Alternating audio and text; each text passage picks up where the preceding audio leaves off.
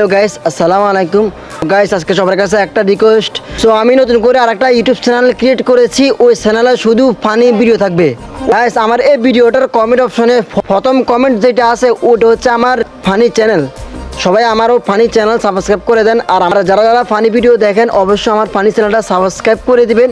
আমি এবার থেকে ব্লগ ভিডিও পোস্ট করব এই আইডিতে, আর ফানি ভিডিও পোস্ট করব আমার ওই ফানি চ্যানেলে। সবার কাছে আমার রিকোয়েস্ট, সবাই আমার ফানি চ্যানেলটা সাবস্ক্রাইব করে দেন। আসিফউদ্দিন